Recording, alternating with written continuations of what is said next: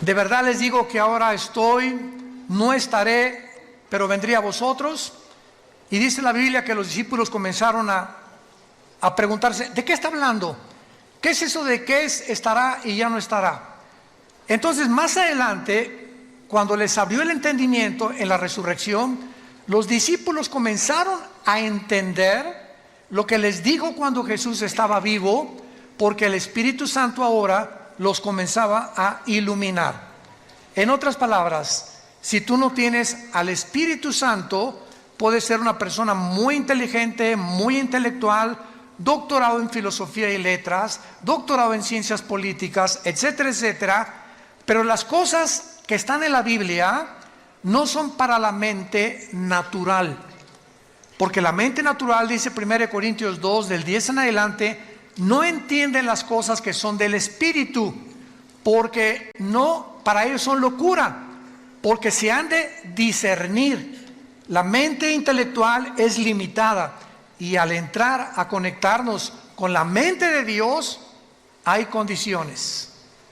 Dios no se va a revelar a cualquier ser humano simplemente porque quiera venir y pues a ver qué dice estas cosas. No, la Biblia es hecha por hombres, son leyendas, hay contradicciones. Mira nada más los genocidios, mandaron matar a todos los cananitas. ¿Qué es eso? Entonces la mente natural choca contra los pensamientos de Dios. ¿Por qué? Porque tú quisieras reducir los pensamientos de Dios al cerebro de cochinilla que tenemos, al cerebro de caracol que tenemos, y es imposible.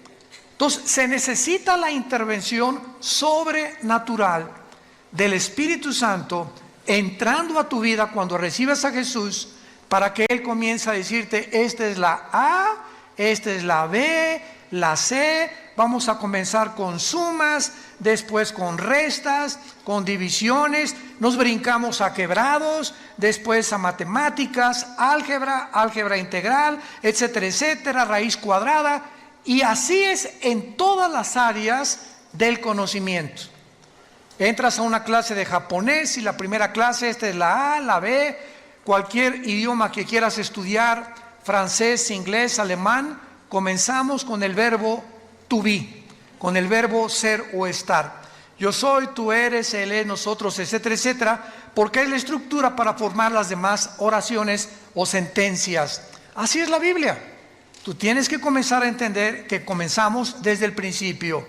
Entonces esta serie, se los digo y lo vuelvo a repetir y lo digo con todo mi corazón, es la serie más profunda que he estudiado y que he compartido.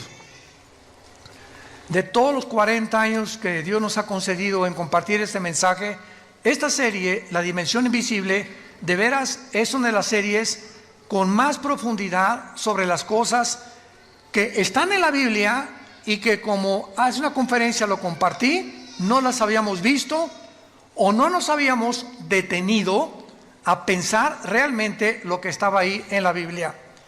Y vamos a continuar con los gigantes, porque actualmente una de las cosas más maravillosas que hay es que estamos ante un mundo científico que nos rodea, que siguen tratando a través de los métodos científicos como el carbono 14, el potasio argón, la radioactividad, tratar de estudiar los fósiles, qué antigüedad tienen las pirámides de Egipto, por qué las pirámides de Egipto es imposible. Esto ya es una afirmación científica.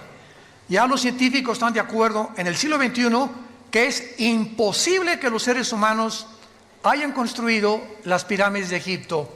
Es imposible que los mayas hayan podido, sin telescopio, sin calendario, sin calculadora, hacer el calendario de 365 días. Es imposible que las ruinas de Machu Picchu en Perú hayan podido subir piedras de 8 o 10 toneladas a un cerro que cualquier persona en sus 5 sentidos no lo haría. ¿Por qué quiero construir un monstruo cargando esas piedras? ¿Cómo las subieron? ¿Cómo acomodaron las de 14, 15 toneladas de Egipto? El sistema de impermeabilización que tienen las pirámides de Giza en el Cairo, han pasado 4.500, 5.000 años y no les ha afectado la erosión, el polvo, la lluvia. ¿Cómo es que están alineadas todas a la constelación de Orión y a las estrellas en el cielo de una forma matemática y científica, cuando la astronomía hasta Galileo Galilei, 1600 tantos, comenzó con el telescopio? Todos estos misterios o enigmas, pues la ciencia está tratando de explicar. Y hasta ahorita, si tú sintonizas un canal que se llama Discovery Channel, vas a encontrar cuál fue la conclusión, repito, que ya se aceptó científicamente: fueron los extraterrestres. Es la única explicación que el mundo tiene. ¿Cómo es posible que hace 4000 años tuvieran un conocimiento cuando en el siglo XX comenzamos a descubrir las grúas, comenzamos a descubrir los métodos tecnológicos para construir, para cargar, etcétera, etcétera, para medir, para observar las estrellas, las calculadoras, las computadoras? ¿Cómo es posible que la gente haya sido más inteligente hace 4500 años que los seres humanos del siglo XXI, con los instrumentos y la tecnología que ahora nos ayuda a poder discernir y construir? Entonces, ustedes, señores maestros de la universidad que nos escuchan, que enseñan a sus alumnos que venimos del Chita, que el hombre está evolucionando, por favor, es una contradicción histórica, porque la historia demuestra lo contrario, que antes eran más inteligentes que nosotros, y ahí está la prueba. Entonces, ¿cómo es posible que digamos que venimos de las cavernas? Pues claro que hay cavernarios y hay tribus todavía en el África y en las islas alrededor del África y de Australia que viven como en la edad de piedra, pero no significa que todos venimos de ellos. Entonces nos damos cuenta que el hombre tiene una contradicción cuando se mete a estudiar realmente la Biblia. Y cuando venimos a este libro nos habla y nos confirma que efectivamente hubo extraterrestres en el mundo. Pero esos extraterrestres no son marcianos, ni jupiterianos, ni saturnianos, ni venusinos, sino que este mundo fue visitado por ángeles caídos que produjeron monstruos. Durante 1000 años este planeta fue habitado por gigantes y se les llama en la Biblia los Nefilim, que significa en el hebreo los caídos, que se encuentran en Génesis 6. Consigan la conferencia anterior, ahí expliqué todo esto. Una mezcla genética entre la semilla de Satanás a través de los ángeles y las mujeres, que la misma Biblia en el libro de Judas, antes del Apocalipsis, nos explica, porque la Biblia no es de interpretación privada, que estos ángeles fueron en pos de vicios, igual que los sodomitas, contra naturaleza. Y entonces, así como Sodoma y Gomorra son conocidas, dos ciudades destruidas por Dios, porque el hombre dejó la hombría, que en lugar de la hombría es ser atraído por una mujer, el hombre comenzó a sentirse atraído por el hombre, las mujeres por las mujeres, y en ese momento el ser humano pierde la brújula y comenzamos a desconectarnos de nuestra realidad. Y si tú como hombre tienes el cromosoma Y que determina el sexo masculino, eres hombre. Y si tienes los cromosomas XX, eres mujer. Entonces, si tú tienes genéticamente un cromosoma que es el que determinó tu género, y tu mente te dice que no eres genéticamente lo que la ciencia y la naturaleza dice, tu vida es una lucha no contra Dios, contra la naturaleza, contra tu propia naturaleza, y claro que consecuentemente contra Dios, porque eres el que nos creó. Entonces, todos estos conceptos que encontramos en la Biblia, nos damos cuenta también que en Génesis 3, versículo 15, la primera profecía del Mesías, Dios le dice a Satanás: tu semilla tendrá guerra contra la semilla de la mujer. Vemos dos semillas. La semilla de la mujer te herirá en la cabeza y tu semilla hará caer o le quitará el equilibrio a la semilla de la mujer. Esta palabra semilla, a los que les interese en Génesis 3:15, pon arriba la palabra semilla. Gracias porque trajiste tu Biblia. Te felicito porque eres un estudiante de la Biblia. Entonces, si tú trajiste tu Biblia, rápidamente en Génesis 3:15 ponle a la palabra semilla sera con Z, que es la palabra hebrea para esperma. Ya comenzamos, ¿verdad? Hoy, pero lo he visto tantas veces, no me he fijado en eso. Les digo que hay tantas cosas en la Biblia, enigmáticas, misteriosas, que hasta que en 1954, por el amor de Dios, hasta el siglo pasado que se descubre el ADN, el código genético que cada célula de nuestro cuerpo contiene, con toda la información de nosotros, comenzamos a entender lo del esperma y lo de la genética, etcétera, etcétera, lo de la herencia. Y la Biblia se adelantó hace 4.500, 5.000 años para decirnos que Satanás tiene esperma.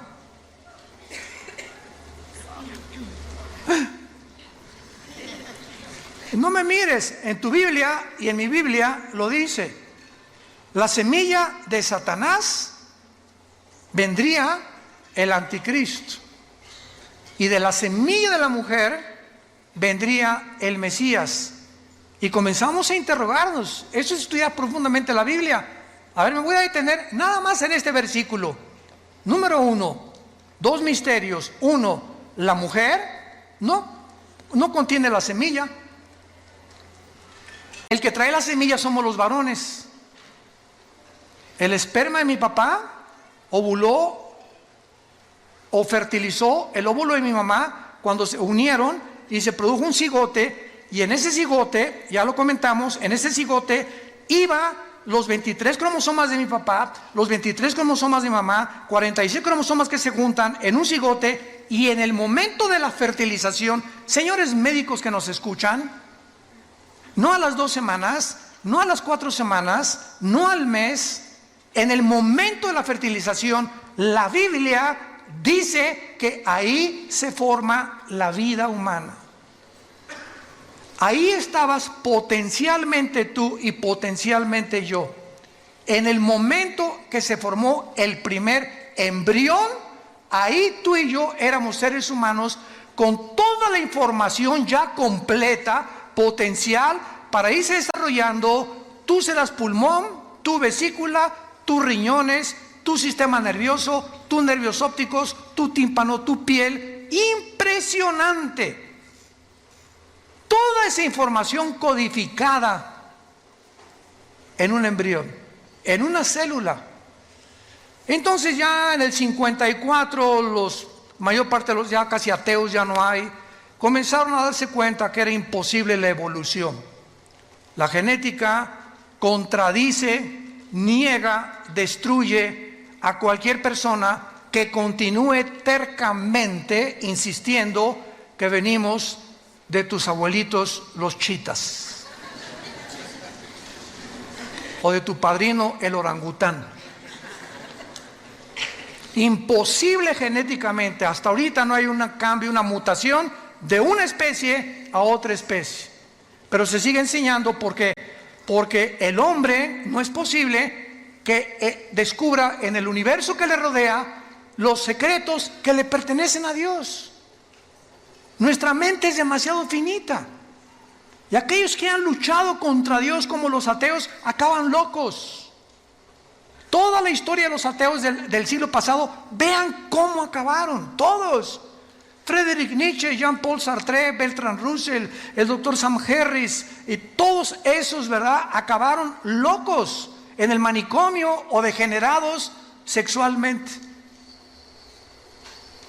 Como decía Jean-Paul Sartre, el padre del existencialismo en los 60s, ateo francés, en su libro El Muro, llega un momento en que dice en su libro que me estrello contra la pared, o sea, me doy cuenta que no puedo yo, a través de la investigación científica ni intelectual, ni por más conclusiones e hipótesis que yo pueda hacer, descubrir lo que está detrás de esa pared. ¿A qué le llamaba la pared en su libro? Aquello contra lo cual el ser humano choca por la limitación intelectual con la cual nacimos. No somos dioses. No somos dioses. Los problemas que enfrentamos como matrimonio, como padres, como gobernantes, van mucho más allá de nuestra capacidad para resolverlos. Y por eso el padre, no sé qué hacer con mi hijo, no sé cómo tratar a mi esposa, no sé qué hacer con mi esposo. Tiene una personalidad en la mañana, otra en la tarde y en la noche le digo el anticristo. No sé qué hacer con el gobierno, ¿cuál economía es la mejor? Hijo, ¿a dónde hemos llegado? ¿Cuál sistema, cuál ideología es la correcta? ¿Será el comunismo? ¿Será la democracia? ¿El socialismo? ¿Una monarquía? ¿Qué es lo que funciona? Y probamos una cosa y vamos que fracasó durante más de 70 años como el comunismo y volvemos a desenterrarlo.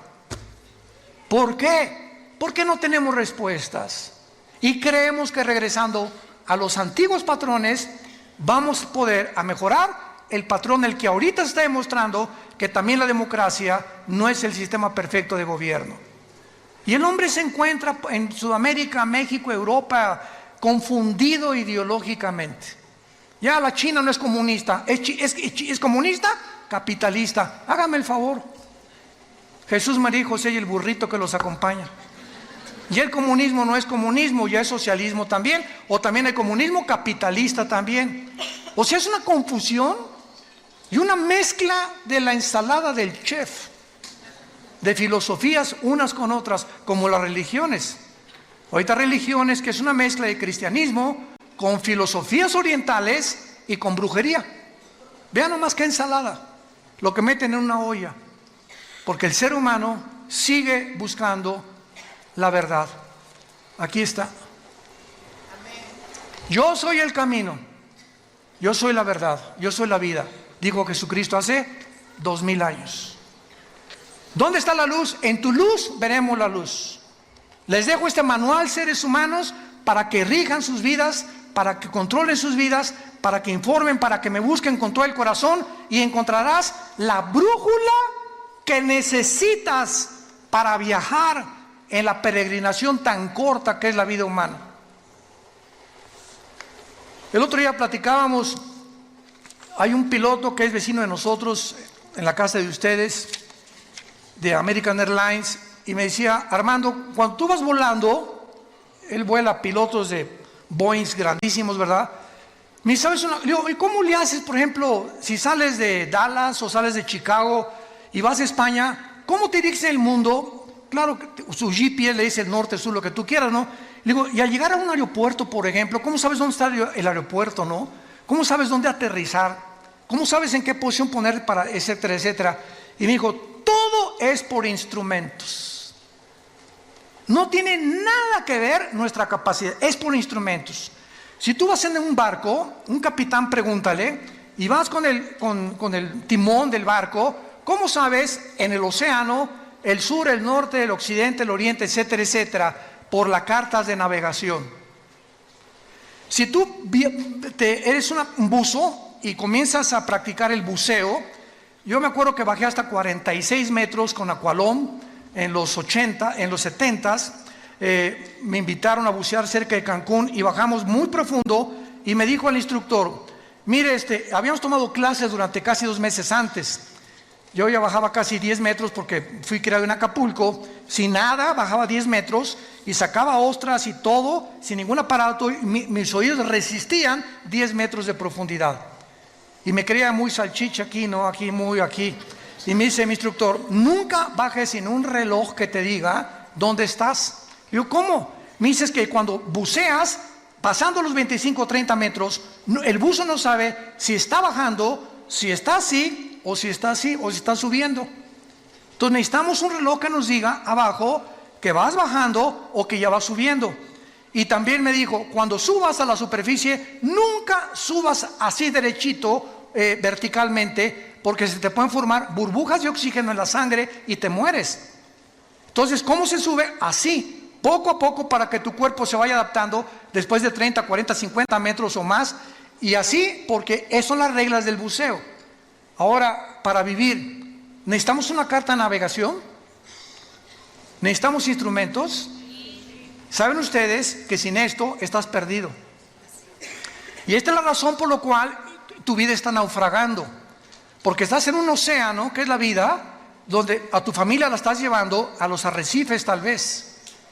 Vas volando con tu familia en un avión sin saber a dónde vas a llevar a tu familia, porque según tus suposiciones estás bien, pero no has querido tener la humildad que choca contra tu orgullo de reconocer que necesitas a Dios.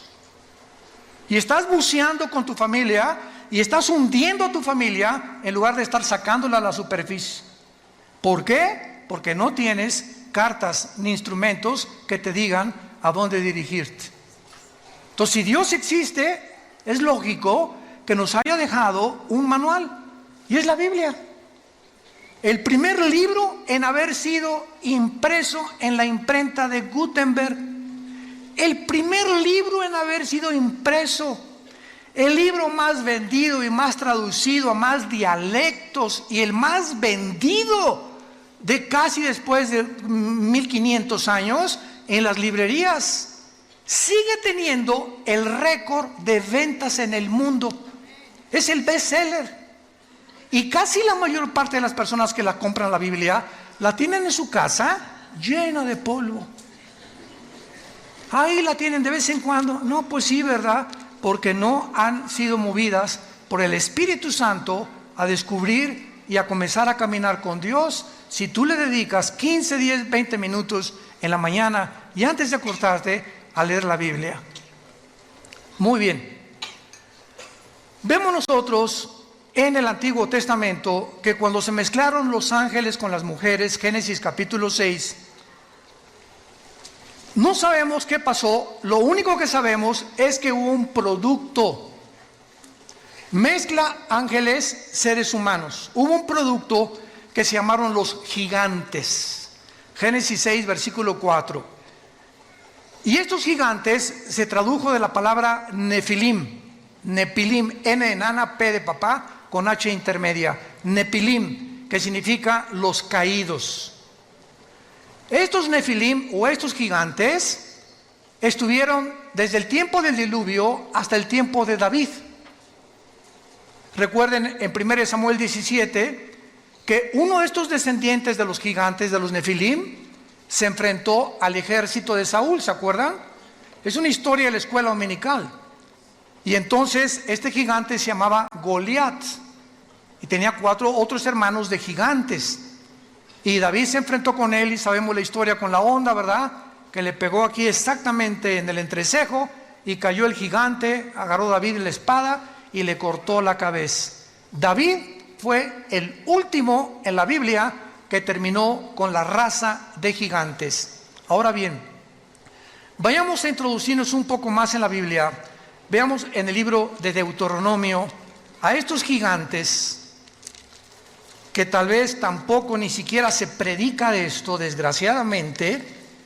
Vamos a comprobar y a corroborar de qué manera poblaron el mundo antiguo y de qué manera estos gigantes eran enemigos tanto de Dios como del pueblo de Dios.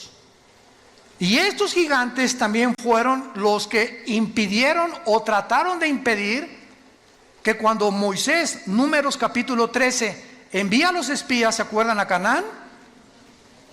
Se encuentran con estos gigantes en Canaán, tenían controlado Canaán, que era la tierra que le correspondía al pueblo de Israel, y regresan con Moisés. Moisés no, Canaán está, unos hombres parecíamos langostas comparados con ellos. Y solo Josué y Caleb dijeron, oh, el gigante más grande es Dios. Y si Dios es nuestro gigante, es más grande que estos gigantes y podemos entrar a Canaán. Que es la mentalidad que el cristiano tiene que tener. Pero vamos a ver algunos pasajes en la Biblia para que hagamos estos descubrimientos maravillosos. En Deuteronomio capítulo 2, versículo 10 y 11, dice así: los emitas. Habitaron en ella antes pueblo grande y numeroso y alto como los hijos de Anac. Por gigantes eran ellos, tenidos también como los hijos de Anac, y los moabitas les llamaban emitas. Vamos a comenzar a descubrir que esa tierra prometida que Dios le dio a Abraham en Génesis 12, para que entraran, la poblaran y se establecieran y criaran a sus hijos ahí, cuando salieron de Egipto y vagaron por el desierto, no pudieron entrar durante 40 años al lugar que Dios les tenía asignado para poder establecerse como el pueblo y poder dispersar el conocimiento de Dios en todas las naciones. Entonces, la tierra de Canaán estaba poblado por puras tribus de gigantes. Y comenzamos a ver que los semitas eran gigantes y los hijos de Anac o anaseos eran gigantes y los emitas eran gigantes. Versículo 19 al 21 del mismo capítulo 2 de Deuteronomio. Dice así: y cuando te acerques a los hijos de Amón, aquí estamos, otra tribu que se llama los amonitas, no los molestes ni contiendas con ellos, porque no te daré posesión de la tierra de los hijos de Amón. ¿Cómo? ¿Verdad? Pues a los hijos de Lot la he dado por heredad. Por tierra de gigantes fue también ella tenida. Habitaron en ella gigantes en otro tiempo, a los cuales los amonitas llamaban somsomeos, que significa los monstruos poderosos. Como pueblo grande y numeroso y alto como los hijos de Anac, a los cuales Jehová destruyó delante de los amonitas, estos sucedieron a aquellos y habitaron en su lugar. Brinquémonos al libro de los Números, capítulo 13, en la famosa expedición que tuvieron los judíos para asomarse a la tierra que estaban habitando precisamente los gigantes, y descubrir que esto fue precisamente lo que les impidió a ellos entrar a Canaán. Dice Números 13, 32 y 33. Pero vamos a leer mejor desde el 30. Números 13 del 30, para tener el contexto. Entonces Caleb, aquí ya regresaron de espiar la tierra de Canaán, hizo callar al pueblo delante de Moisés y dijo: subamos luego y tomemos posesión de ella, porque más podremos nosotros que ellos. Mas los varones que subieron con él dijeron: no podremos contra aquel pueblo, porque es más fuerte que nosotros. Y hablaron mal de los hijos de Israel, de la tierra que habían reconocido, diciendo: la tierra por donde pasamos para reconocerla es tierra que traga a sus moradores, y todo el pueblo que vimos en medio de ella son hombres de grande estatura. También vimos allí gigantes, hijos de Anac, o sea, los anaseos, raza de gigantes, y éramos nosotros, a nuestro parecer, como langostas, y así les parecíamos a ellos. Vemos pues que este mundo estuvo infiltrado en el tiempo de los antiguos, de nuestros antepasados, por gigantes. La arqueología y la paleontología moderna lo ha descubierto, y han encontrado fósiles de estos huesos de los gigantes también. Y la mayor parte de las veces es impresionante, los han escondido. Porque en el día que realmente se demuestre que no venimos del chango, ni del cavernario Galindo, ni de los cavernícolas, etcétera, etcétera, sino que hubo algo que ayudó a nuestros antepasados, a dejar su huella en las pirámides de Egipto, en Machu Picchu, en Stonehenge en Inglaterra, cerca del mar de Galilea en Israel, en los mayas aquí en nuestra población, en el continente americano. Entonces la pregunta de los científicos es: ¿de dónde salieron? ¿Qué vamos a hacer con lo que hemos enseñado? Que venimos de los cavernícolas y no, seguro los extraterrestres. Pues claro que fueron los extraterrestres mezclados con seres humanos que se llamaron los Nefilim, los que ayudaron a todas estas personas a levantar las construcciones, las obras. Y esto les quiero anunciar ahora, en 3 semanas volví a reeditar el libro que acabo de escribir, Los Ángeles Caídos. Pero ahora me lo está editando Editorial Berea en Miami y va a salir en 3 semanas con mucha más información, mucha mejor presentación. Ya está en 23 distribuidoras en Estados Unidos. Y en este libro explico todo lo que en esta serie, o en parte de la serie, estoy compartiendo.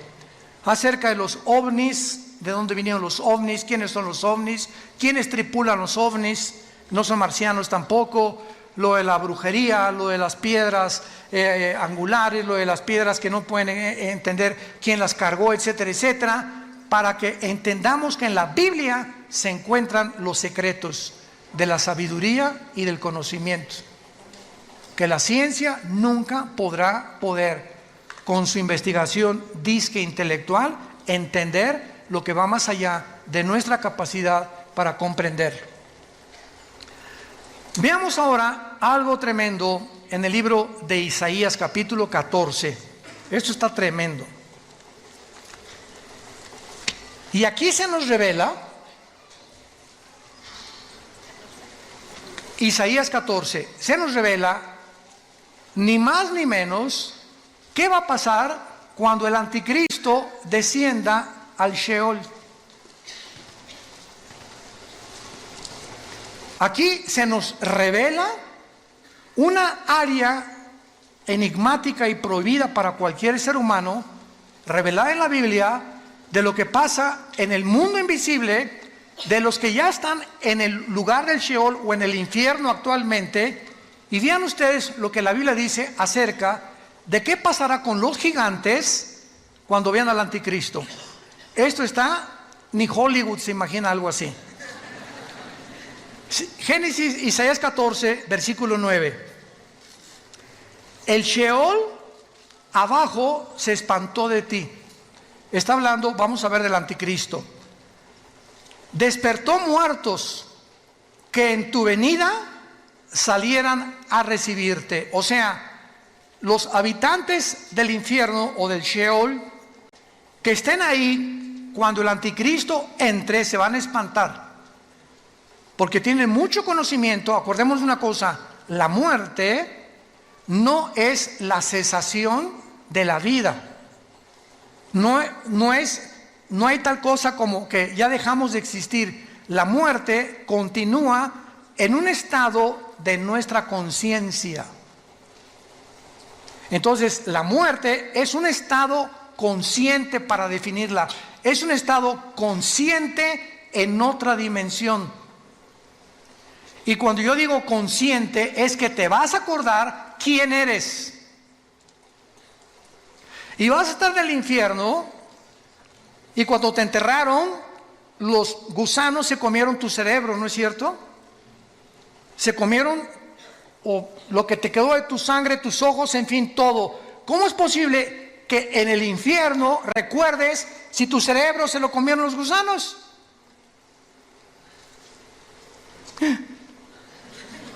¿A qué concluimos?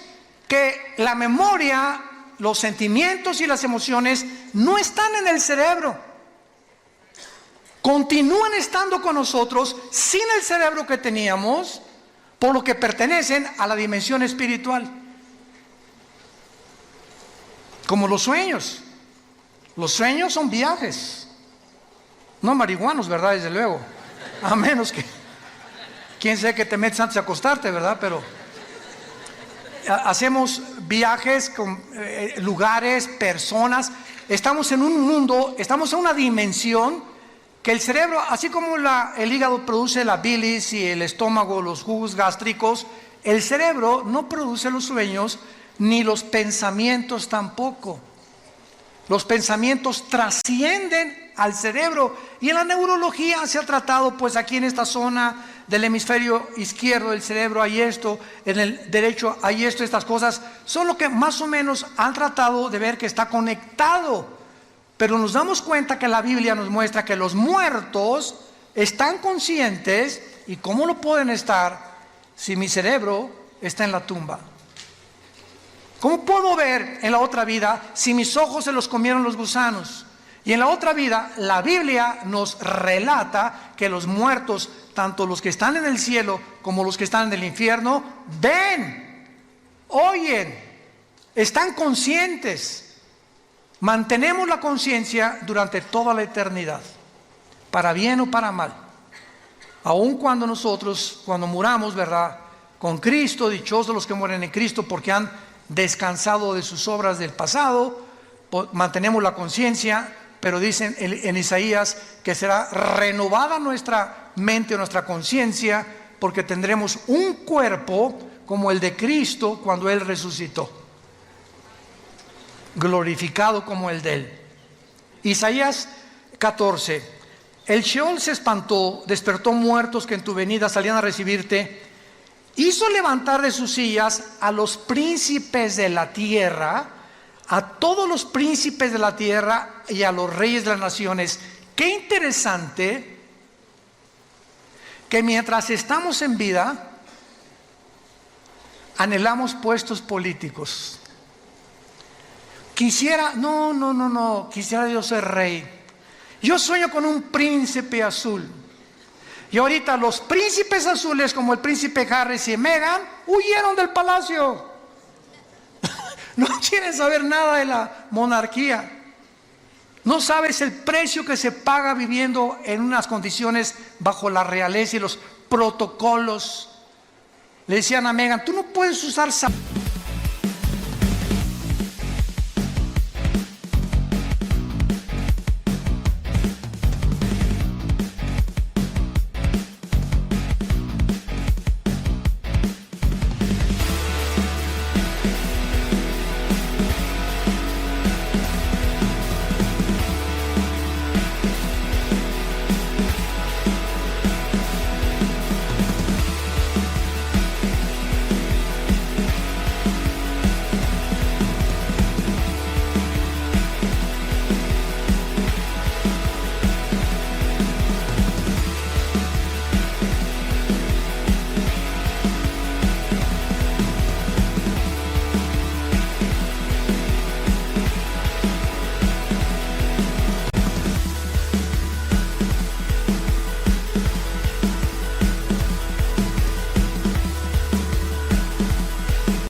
abiertos, tienen que ser cerrados, chiquita.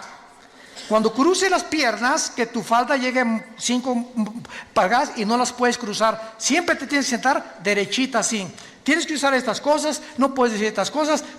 Una serie de mandamientos y cosas que dijo a Dios. Y eso fue lo que le pasó a la mamá del príncipe Harry, a la pobre princesa Diana. También la princesa Diana salió, él como su mamá, imitó a su mamá, salió corriendo del palacio. Y más cuando supo, ¿verdad?, que su esposo con el que se casó ya andaba con otra, ¿verdad? Y se fue a buscar, ¿verdad?, a la pobre princesa Diana, fue con la Madre Teresa, fue con los pobres. Bueno, vemos todas estas cosas. Entonces, qué interesante que encontremos aquí que el Espíritu Santo, a los primeros personajes que nos retrata, son a los gobernantes y a los reyes. Y nos damos cuenta que al que mucho se le da, mucho se le va a pedir. Entonces, cuidado políticos que nos escuchan, cuidado jueces que nos escuchan, cuidado personas que tienen en su poder la autoridad de juzgar, de meter a la cárcel, de sacar a la cárcel, porque Dios los va a juzgar con una vara mucho más grande. Porque esta autoridad es delegada, no es de ellos, es delegada por Dios. Romanos 13, no hay autoridad más que de parte de Dios, y las que hay por Dios ha sido establecida. De manera que el que resista a la autoridad resiste a Dios. Por eso se nos manda someternos a nuestros gobiernos. Que mi gobierno es comunista, mi gobierno es socialista, mi gobierno es esto, mi gobierno es el otro. Oremos por el gobierno, oremos por nuestros gobernantes. Lo único que va a cambiar es la oración. Nada va a cambiar a México, ni a Guatemala, ni a Estados Unidos, ni a Inglaterra, más que nuestra vida. Y así como tú ves, mi oración le podrá cambiar las cosas.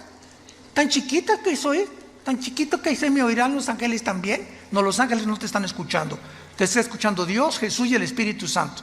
Y así como estás de chiquita y pareces que no valemos nada, cuando nos hincamos, movemos la geografía cósmica y movemos el cosmos con la oración de un solo santo. Puede mucho, al grado que Elías detuvo la lluvia 3 años y medio. Pero ya no soy Elías, me dicen Pancho.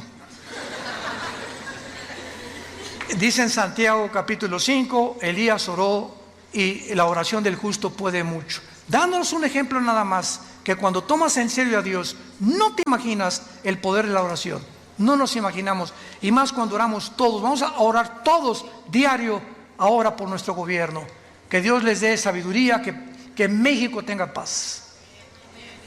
Y dice a continuación, versículo 10, todos ellos darán voces y te dirán, ¿tú también te debilitaste como nosotros y llegaste a ser como nosotros? O sea, cuando el anticristo gobierne, todo el mundo lo va a ver. ¿Quién como él? Dice Apocalipsis 13.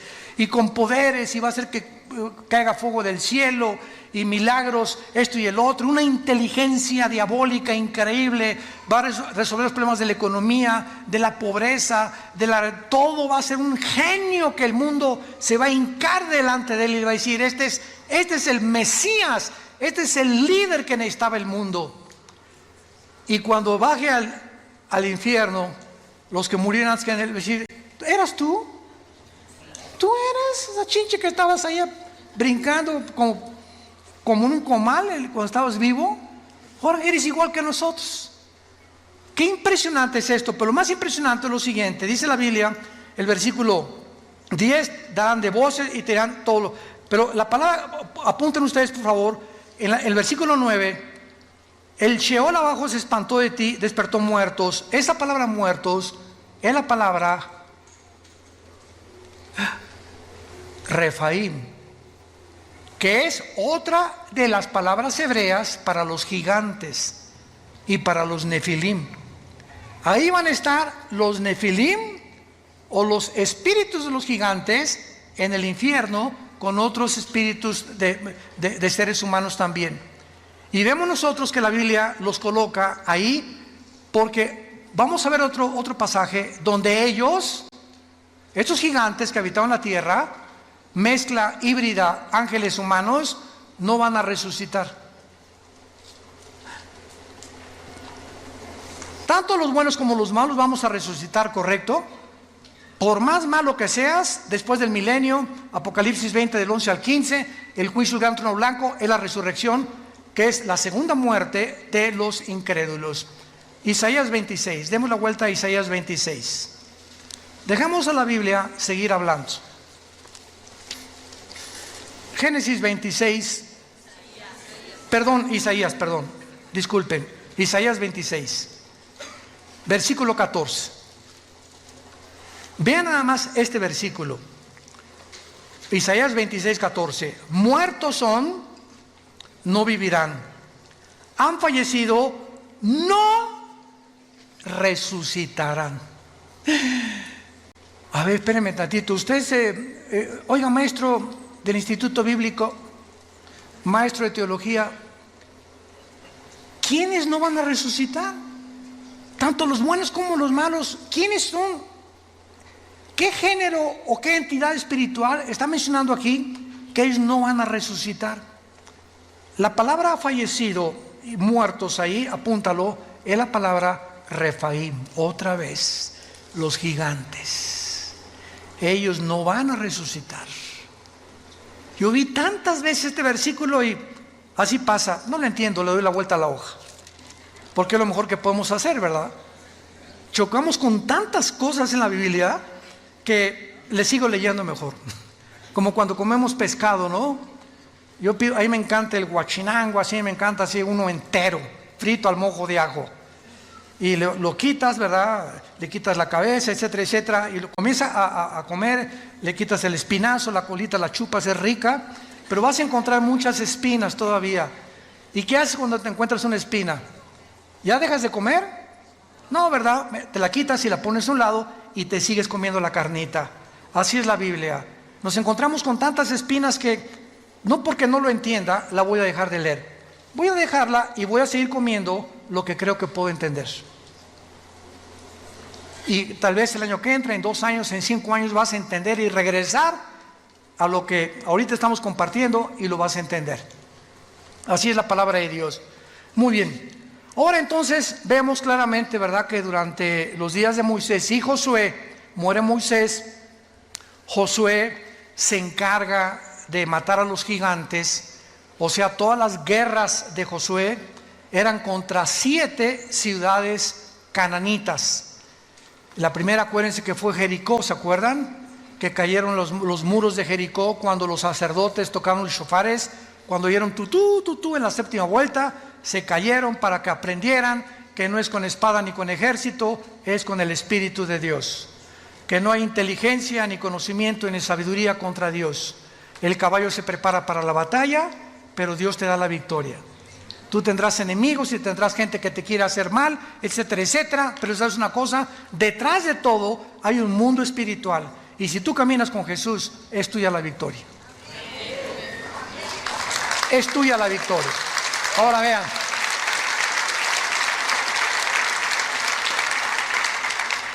Josué, todo el libro de Josué se trata precisamente de la lucha contra los cananitas. Y termina Josué, ¿verdad? Y no terminó la lucha contra los cananitas, simplemente porque después de Josué vino una época que se llamaron los jueces. Y los jueces, todos fracasaron, entre ellos fue Sansón, Gedeón, que son muy famosos. Israel pecaba contra Dios, Dios los juzgaba y les mandaba un juez. Pecaba contra Dios y les mandaba un juez. El libro de los jueces es el libro más oscuro, donde las tinieblas más grandes cubrieron la tierra de Israel. Y entonces después de los jueces, pues ya vinieron, ¿verdad?, el primer rey que Dios les manda a Saúl, que Dios no quería que Saúl fuera rey tampoco.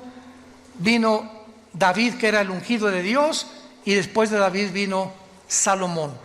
Y fue hasta el reino de David. Vayamos a 2 de Samuel, capítulo 21, y veamos cómo fue David el que acabó con esta raza de gigantes. Por eso se le llama a David el guerrero más grande de la Biblia, a Salomón el hombre más sabio.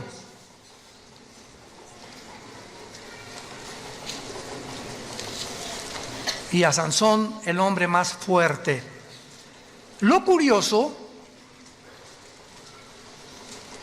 de que el hombre más sabio de la Biblia, Salomón, el guerrero más fuerte de la Biblia, David, y el hombre más fuerte que cargaba una puerta casi de 150 kilos y con una quijada mataba leones, Sansón. Estos 3 hombres los venció una mujer. Con razón tanto feminicidio, ¿verdad? Una sola mujer fue la causa y Dios lo deja. Y lo interesante también es que, ¿se acuerdan quién venció a Sansón, verdad? ¿Sabes qué significa Dalila? La que debilita a los hombres. Cuando un hombre casado, porque David tenía esposa y Salomón tenía, pero bastantitas, etcétera, etcétera, cuando comenzamos a poner nuestros ojos y apartarlos de nuestro matrimonio, no nos imaginamos los hombres casados. ¿Para qué es esta argollita? Cuando tu esposa salga de viaje, asegúrate que la lleva. Esta argollita, cuando vas en el avión, cuando vas a una reunión, un restaurante, cualquier mujer que ve en un hombre esta argollita, a la mujer le dice que estás fuera del mercado. Y si una mujer trata de coquetear con un hombre que trae esta argollita, te estás metiendo en los terrenos de Satanás. Coquetear con un hombre casado, no te imaginas, no te la vas a acabar. Y peor el hombre, desde luego, ¿verdad? Pero precisamente esta es la marca que llevamos para de alguna manera estar protegidos, que ya no estamos en el mercado y que el dueño de mi vida, claro que es Dios, pero yo me debo a una sola mujer, ella a mí. Y si nosotros entendamos esto, aunque está fuera del tema, ahorita me está viniendo a la mente, nunca Dios va a bendecir a un hombre así y a otra mujer así. Nunca. La bendición es a los dos. Si tú estás por acá, yo soy muy espiritual, mi esposo es una carnalota. O yo soy muy espiritual y mi esposo, hasta que no arreglen sus problemas y no caminemos los dos juntos, no esperemos ser guiados por el Espíritu Santo. Ni que haya bendición sobre tu familia, te engañas completamente. Los dos tenemos que caminar, y se los digo a mis pastores, porque hay pastores que la obra de Dios y el evangelismo y esto y el otro y la familia pasa a segundo lugar. Cuando la familia pasa a segundo lugar, Dios no bendice a ese pastor, ni a ese misionero, ni a ese hombre, por más que se parezca a San Francisco de Asís. Es al matrimonio a quien Dios bendice. Y si no nos cae el 20 y no entendemos estas verdades espirituales, vamos a fracasar en nuestro caminar con Cristo.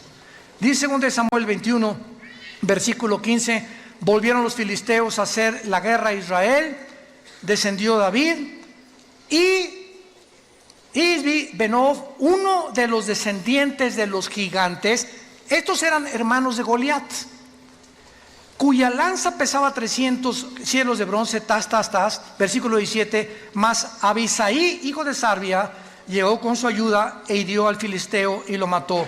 Versículo 18, otra segunda guerra hubo después en Gob contra los filisteos. Entonces Sibecaí en Jueces capítulo 1 se menciona que pertenecía a la raza de los gigantes también.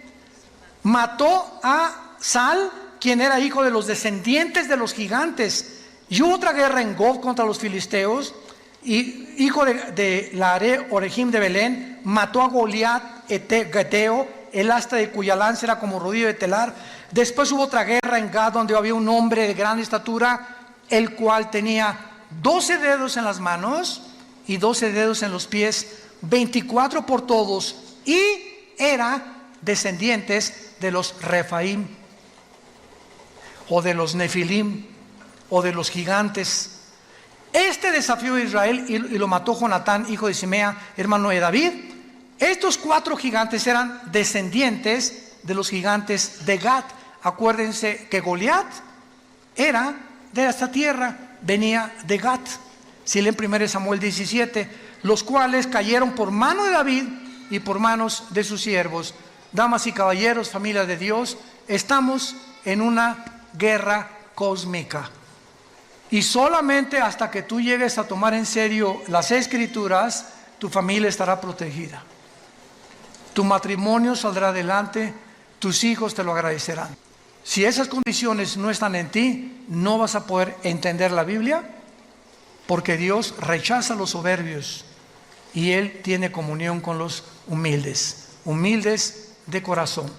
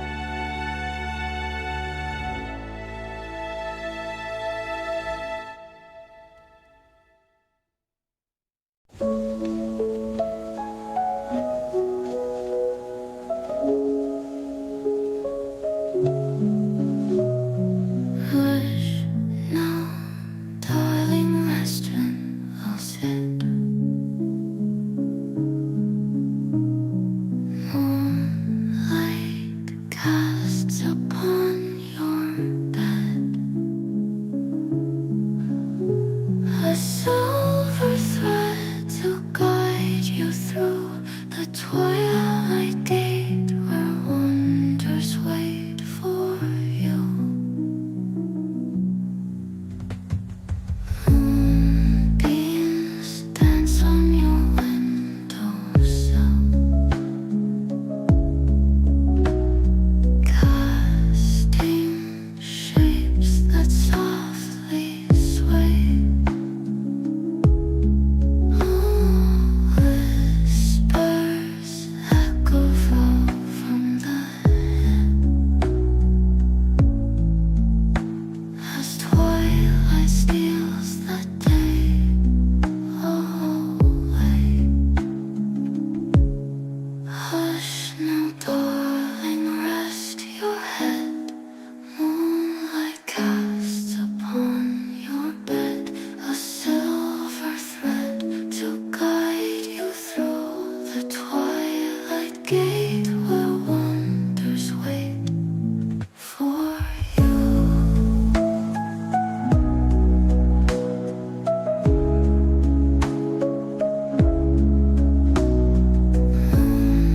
Moonbeams dance on your windowsill, casting shapes that softly sway. Whispers echo from the hill as twilight steals the day. Oh, darling, rest your head.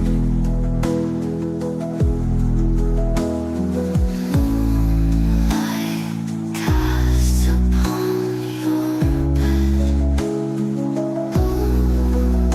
a silver thread to guide you through the twilight gate where wonders wait for you.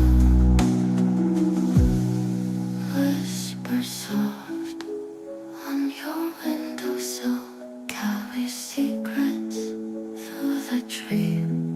Whispers that eyes let go all of day. In this room you'll always stay.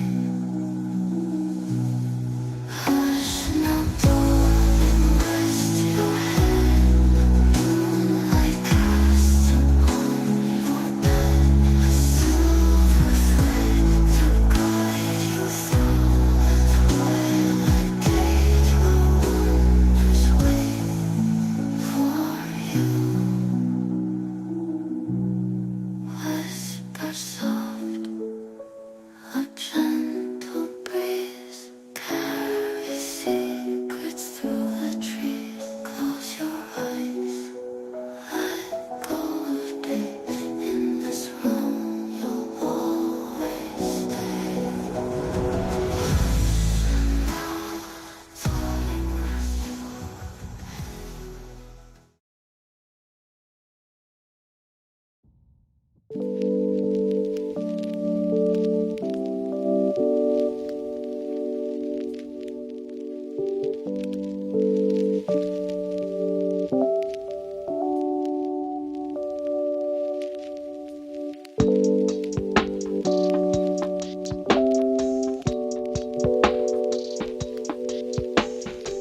head.